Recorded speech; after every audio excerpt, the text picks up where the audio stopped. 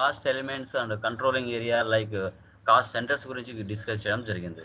So today క్లాస్లో మనం document splitting ఏంటో డిస్కషన్ చేద్దాం. ఈ డాక్యుమెంట్ స్ప్లిట్టింగ్ అనేది ఎప్పుడు ఉపయోగపడుతుంది, ఏ సిచ్యువేషన్లో ఉపయోగపడుతుంది అనేది కూడా క్లియర్ కట్గా డిస్కషన్ చేయడం జరుగుతుంది. ఇక స్మాల్ డెఫినేషన్ ఇచ్చాను చూడండి. The document splitting is the most powerful tool, is widely and most commonly used with this function. The document splitting is the line item based on the characteristics like profit center, segment, business area. It is used to get the financial statement correctly for segment reporting. Document splitting two types, three types ఉంటాయి. Active splitting, passive splitting, zero balance splitting. ఇవి ఎందుకు ఉపయోగపడతాయో తెలుద్దాం. Okay, ఇప్పుడు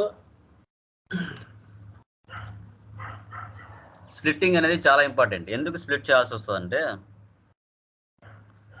దీంట్లో మనం profit centre wise, segment wise, business area wise సపరేట్గా split చేయొచ్చు. అంటే ఇండివిజువల్గా రెండు రకాలుగా స్ప్లిట్ చేయొచ్చు.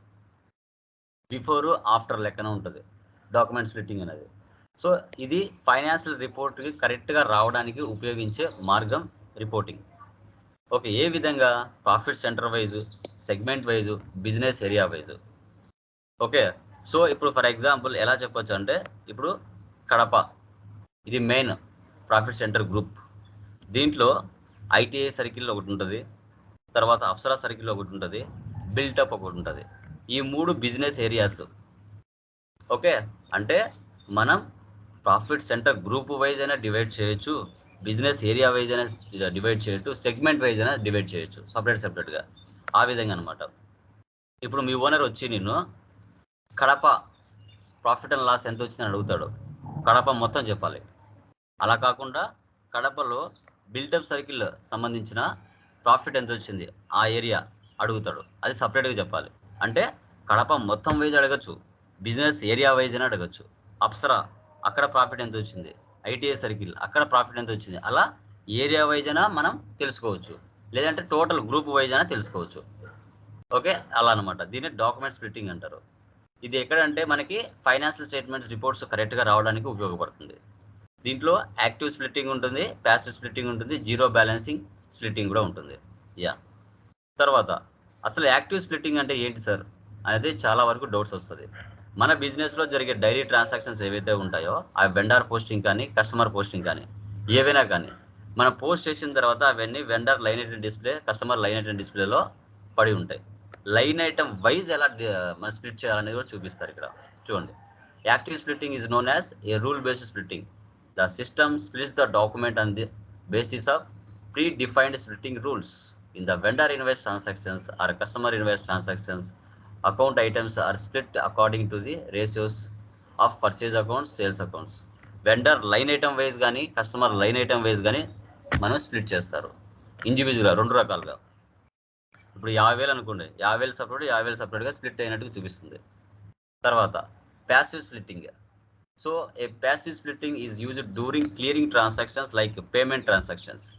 అక్కడ ఏవైతే నువ్వు వెండర్ ఇన్వాయిస్లు కానీ, కస్టమర్ ఇన్వాయిస్లు ఉంటాయో వాటికి అమౌంట్ పే చేసేదాన్ని ప్యాసివ్ స్ప్లిట్టింగ్ అంటారు. The system creates a reference to the existing account assignments. These are used as a basis for the line items to be split. Okay, ఆ కస్టమర్ ఇన్వాయిస్ కానీ, vendor invoice కానీ payment అనేది pay చేయడం జరుగుతుంది with reference నెంబర్తో. తర్వాత zero balancing. Zero balance splitting ensures the document is balanced and that the document is also balanced for specific characteristics. ఆ vendor posting కానీ, కస్టమర్ పోస్టింగ్ కానీ ఇవన్నీ కరెక్ట్గా బ్యాలెన్స్ అయినా లేవా డాక్యుమెంట్లో అనేది జీరో బ్యాలెన్సింగ్ అనేది షో చేస్తుంది. బట్ ఎక్కువగా యాక్టివ్ స్ప్లిట్టింగ్, ప్యాసివ్ స్ప్లిట్టింగ్ ఎక్కువ యూజ్ చేస్తారు. ఎట్లా ఒక scenario, before document splitting scenario ఎలా ఉంటుంది? ఇప్పుడు మనం ఒక కస్టమర్కి సేల్ చేస్తున్నాం సమ్ అమౌంట్తో, 20,000కి సేల్ చేస్తున్నాం. దాంట్లో సేల్స్ 1 12,000 తీసుకుంటుంది, సేల్స్ 2 8,000 తీసుకుంటుంది. అంటే స్ప్లిట్టింగ్ హాఫ్ అమౌంట్ అంటే స్ప్లిట్టింగ్ చేసుకుంటుంది అనమాట. ఈ ప్రాఫిట్ సెంటర్స్ 100 అనేది ప్రాఫిట్ సెంటర్, 200 అనేది ప్రాఫిట్ సెంటర్ లాగా మనకు చూపిస్తుంది. ఇది టుమారో డిస్కస్ చేస్తాం మనం ప్రాఫిట్ సెంటర్ది. తర్వాత అవుట్పుట్ వ్యాట్ ట్యాక్స్ వచ్చేసి 28%. ఈ విధంగా స్ప్లిట్ అవుతుంది. 20,000లో సేల్స్ 1 వచ్చేసి 12,000, సేల్స్ 2 వచ్చేసి 8,000 స్ప్లిట్ అవుతుంది. ఓకే, ఈ విధంగా. తర్వాత important elements, splitting rules, item category, business transaction and business transaction variant, splitting method also. చూడండి, స్ప్లిట్టింగ్ రూల్స్ అంటే ఏంటి? The splitting rule defines two things which accounting items are split. ఏ ఐటమ్స్ని మనం స్ప్లిట్ చేయాలి, what calculations are used to split based on specific accounting items. వాటిని split చేయడం ద్వారా ఏం రిజల్ట్ షో చేస్తుంది మనకి. ఇప్పుడు మీరు చూసుకుంటే టాలీలో ఇయర్ ఎండ్ యాక్టివిటీస్లో 31 మార్చ్లో కంపెనీని స్ప్లిట్ చేస్తారు. ఓకే, ఇప్పుడు ఈ మంత్ ఉంది కదా, ఈ మంత్ 31వ తారీఖున స్ప్లిట్ చేస్తారు. ఈ ఇయర్లో మిగిలిన క్లోజింగ్ బ్యాలెన్స్ అంతా నెక్స్ట్ ఇయర్కి ఓపెనింగ్ బ్యాలెన్స్ వస్తుంది మొత్తం ఏజ్ టు జెడ్. అంటే ఏంటి, ఒక ఇయర్కి సంబంధించిన ప్రాఫిట్ అండ్ లాస్ సపరేట్ అయిపోతుంది. మళ్ళీ కొత్తగా రేపు ఏప్రిల్ నుంచి మళ్ళీ ఫైనాన్షియల్ ఇయర్ అనేది స్టార్ట్ అవుతుంది. సో అలా లెక్క అనమాట. తర్వాత item category. Item category is the grouping of new GL accounts. Instead of defining the splitting rules for all expense accounts individually, the item category groups all expenses accounts together. So కంపల్సరీగా organisation అన్నాక మనం new జిఎల్స్ని creation చేస్తాం. Expenses కూడా ఉంటాయి, దాంట్లో expenses ఉంటాయి, incomes ఇండివిజువల్గా వస్తాయి. వాటిని కేటగిరీ వైజ్ ఎలా డివైడ్ చేస్తాం అనేది కూడా ఇక్కడ షో చేస్తుంది. తర్వాత business transaction variant. Business transaction is a general break down of and business process. Business transaction variant is a specific version of a business transaction.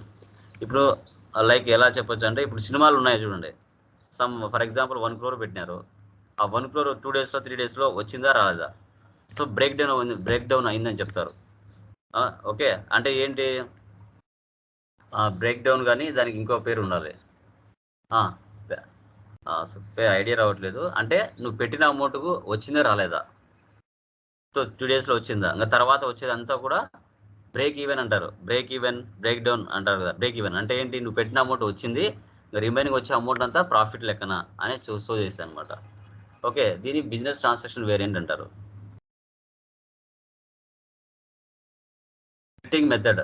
It is the main driver for document splitting. It is the list of all splitting rules for business transactions. Technically, it is a collection of splitting rules and business transactions variant. Okay, ఇది అనమాట మనకు document splitting అనేది compulsory important role maintain చేస్తుంది SAP FICOలో, అది గమనించాలి. తర్వాత వీటి యొక్క configuration steps. Classify the GL accounts, classify document types, define the zero balance clearing account, define document splitting characteristics, define document splitting characteristics for the CO module, define constants for non assigned process, activate document splitting. ఇవి configuration steps మనకి. Okay, దీన్ని మనం document splitting అంటారండి. Interview point కూడా అడగచ్చు మీరు, document splitting ఎలా జరుగుతుందంటే ఏ విధంగా చెప్పాలంటే ఇది చెప్పాలి మీరు కంపల్సరీగా. దీంట్లో ఎన్ని రకాల టైప్స్ ఆఫ్ డాక్యుమెంట్ స్ప్లిట్టింగ్ ఉంటాయంటే 3 types ఉంటాయని మీరు ఎక్స్ప్లెయిన్ చేయాల్సి వస్తుంది. ఓకే, దాని క్లియర్? ఏమైనా డౌట్ ఉన్నాయా దీంట్లో డాక్యుమెంట్ స్ప్లిట్టింగ్లో?